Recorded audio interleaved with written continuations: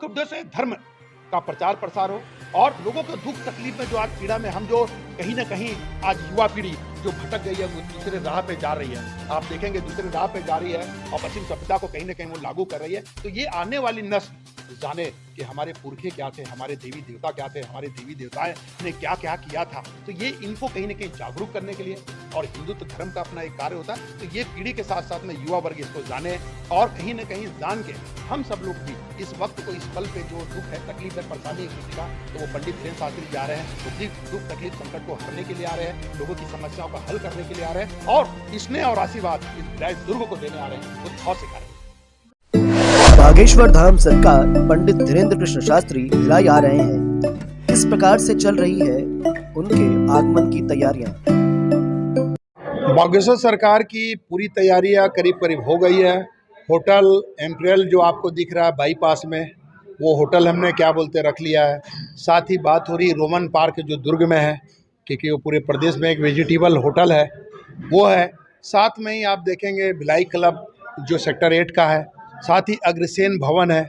ऐसे कई भवनें हमने क्या बोलते कर ली है और पूरे भवनों के साथ में एक बड़ी तैयारी है। अभी गुरुजी से हमने आशीष लिया है, तो वो एक बड़ी तैयारियों के साथ में हम चाह रहे हैं। सामान्यतः कथा का प्रारंभ कलश यात्रा से होता है।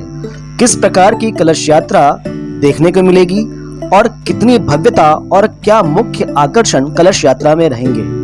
इस तारीख के दिन में आपको कलश यात्रा देखने को मिलेगा और कलश यात्रा में हजारों की संख्या में हमारी माताएं बहनें, अभी तक कलश यात्रा में हमने रजिस्ट्रेशन करवाया है, जिसमें आपको जानकारी दे दें 33,000 महिलाएं, 33,000 याद रखिएगा महिलाएं ने रजिस्ट्रेशन करा लिया है।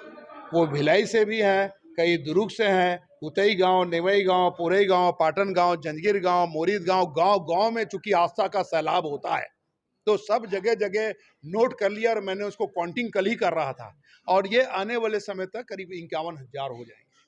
तो सब कलश में और 2 साड़ियों में, पीले रंग की साड़ियाँ और लाल रंग की साड़ियों में हमारी माताएं बहनेंगे। और इतने लोगों को इच्छा है, जिज्ञासा है कि 8 साल की गुड़िया, 9 साल की गुड़िया, 10 साल की गुड़िया, अंकल मैं भी कलश उठाऊंगी, अंकल मैं भी जाऊंगी, मतलब एक भाव।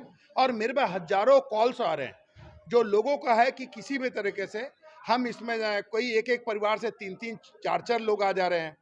हमारे कई ऐसे मित्र भाई हैं, दोस्त भाई जिनकी माता जी हैं, उनके क्या बोलते हैं वाइफ हैं, उनके बच्चे, एक एक परिवार से 4-4, 5-5, 6-6 लोगों ने अपना अपना नाम लिखवा रहे हैं, कर रहे हैं। और अभी ये निरंतर चल रहा है, क्योंकि लास्ट दिन तक चलेगा। ये 21 तारीख के दिन रहेगा। सामने सामने हनुमान जी का एक दिव्य आकर्षण हनुमान जी बने हुए एक स्वरूप दिखेंगे जो आगे आगे चलेंगे और जस्ट उनके सामने में भगवान भोलेनाथ जी, माँ पार्वती जी, क्योंकि भगवान भोलेनाथ जी के 11वें रूप हैं, वो हर चौक के अंदर में आपको एक शिव तांडव करता हुआ और एक बढ़िया भगवान भोलेनाथ जी का आनंद पूर्वक देखने का क्षण होगा, जो सेक्टर 9 हनुमान मंदिर के चौक से प्रारंभ होगा और वो फिर सीधा सेक्टर 9, सेक्टर 8, सेक्टर 7, सेक्टर 6 आते हुए जो हमारा जयंती स्टेडियम है वहाँ पर समापन होगा।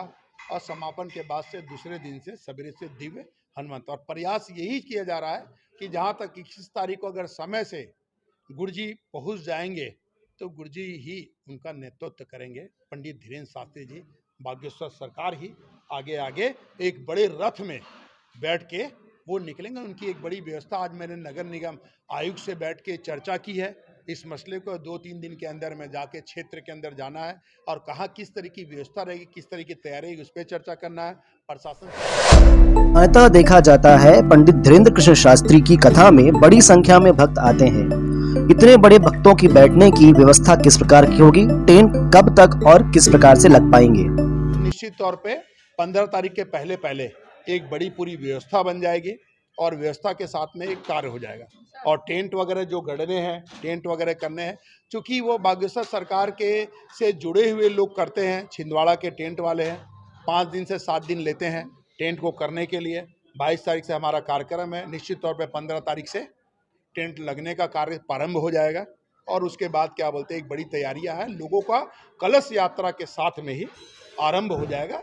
ये हमारा बड़ा पंडाल है, ये 300 बाई 700 का पंडाल है और पूरा वाटर प्रूफ है, पूरा और करने वाले भी यानी छिंदवाड़ा के हैं जो इस पूरी चीज़ों को कर रहे हैं और पूरी चीज़ों को सेट कर रहे हैं। यहाँ तक कि बाथरूम के लिए महिलाओं बहनों को तकलीफ होता तो 300 ऐसा अटल बाथरूम की भी व्यवस्था की गई है, 300 सैकड़ों की तादाद में, ताकि कोई चीज़ नहीं। और हर दिन 70 से 80 हज़ार लोगों के लिए महाप्रसाद बनेगा। जो बागेश्वर धाम सरकार की कथा का मुख्य आकर्षण होता है उनका दिव्य दरबार। कब दिव्य दरबार होगा, क्या समय दिव्य दरबार का रहेगा और कथा का समय क्या रहने वाला है? दिव्य दरबार सवेरे 11 बजे से लेकर 2 बजे तक दिव्य दरबार रहेगा और उसके बाद शाम 4 बजे से लेकर 7 बजे तक दिव्य हनुमंत कथा रहेगी। तीनों दिन 22, 23, 24। और हमने अनुरोध किया है, ऐसा हमें लगता है कि 25 तारीख का पूरा दिन भर दिव्य दरबार रहेगा।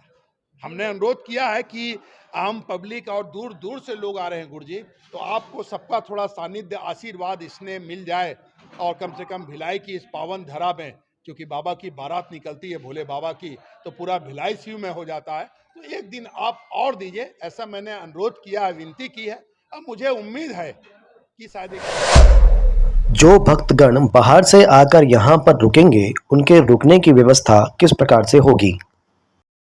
जो आ रहे हैं अपनी अपनी होटल्स वगैरह सब बुक कर रहे हैं, सब अपने होटल्स बुक कर रहे हैं। पूरे समाज के भवन, चाहे वो क्या बोलते हैं अग्रसेन समाज की बात कर लीजिए, चाहे क्या बोलते हैं स्वामी समाज की बात कर लिए, साहू समाज की बात कर लिए, समाज के लोगों से भी कनेक्ट किए हमने और समाज के लोग इसको प्रतिनिधित्व करेंगे। समाज के लोग आगे बढ़ चढ़ के हिस्सा ले रहे हैं और हमारी सबसे चर्चाएं चल रही है। तो एक आपको सामूहिक रूप से, चूंकि भिलाई मिनी इंडिया है, सभी प्रदेश के लोग यहाँ पर है, तो निश्चित तौर पर पूरे लोगों का सहयोग साथ होगा और इस मिनी इंडिया भिलाई में पंडित धीरेन्द्र शास्त्री जी का भाव।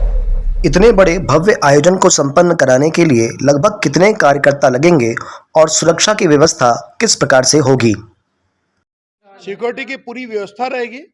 प्रशासन इसकी व्यवस्था करने के साथ साथ में हमारे जो बाउंसर वगैरह है, हमारे जो हमने तय किए हैं 3000 हमारे तो वॉलंटियर रहेंगे जो रहेंगे। इसमें हमारी बहनें माताएं भी रहेंगी जो इच्छुक है सेवा देने के लिए, सेवा करने के लिए, और जो हमारे भाई हैं, हमारी जो टीम है। तो निश्चित तौर पे एक परिवार की भांति इसमें सेवा होगा। परिवार की भांति हम सब बैठेंगे और परिवार के रूप में बढ़िया आनंद पूर्वक दिव्य हनुमान कथा का आनंद लेंगे, दिव्य दरबार का आनंद लेंगे और बड़े आनंद पूर्वक उनको हम पंडित धीरेन्द्र शास्त्री जी को बढ़िया विदा भी करें। और आनंद के साथ हमारे जो वॉलंटियर है उन लोगों को सब आपको केसरी कलर के कुर्ता पहने हुए, पैजामा पहने हुए दिखेंगे, केसरी कलर के जैकेट पहने हुए नजर आएंगे, केसरी कलर का आपको गमछा मारे हुए धोती कुर्ता में नजर आएंगे। एक अलग ही आनंद रहेगा और भिलाई के लिए बड़ा सौभाग्य के लिए भगवान भोलेनाथ की कृपा से एक बड़ा आनंद का क्षण होगा। इसलिए पूरा भिलाई 3 दिन 4 दिन थम जाएगा। कार्यक्रम में पत्रकारों की व्यवस्था किस प्रकार से होगी? पूर्व में हुए बड़े आध्यात्मिक आयोजन में पत्रकारों के साथ दुर्व्यवहार की घटना भी सामने में आई थी। इस बार कैसी व्यवस्था रहेगी? देखिए अपनी व्यवस्था कैसी रहती है। आप मुझे इतने सालों से 15 सालों से भोले बाबा की बारात निकल रही है, कभी आप लोग के साथ अपमान नहीं हुआ होगा, कभी आप लोग के साथ दुर्व्यवहार कहने का विषय ही नहीं है। हमारे लोगों को हम बहुत व्यवस्थित ढंग से बताते हैं, समझाते हैं और कहते हैं ये समाज के चौथे हिस्सा है, इनका सम्मान पहले होगा, बाद में हमारा सम्मान करना, ये हम कहते हैं। तो आप लोग की अलग से एक जगह बनाया जा रहा है और जिसको जिस कुर्सी पे जिसका पास हम देंगे उस कुर्सी पे अगर वो नहीं आया तो भी वो खाली रहेगा, वो दूसरे को अलॉट नहीं होगा। हम 3 दिन के लिए एक ऐसी व्यवस्था बना रहे हैं और सब लाइव जो आप करना चाहें, जो लाइव करना के मन होगा वो बढ़िया वहाँ लाइव करिएगा, बढ़िया दिव्य दरबार का आनंद लीजिएगा, बढ़िया दिव्य कथा सुनिएगा।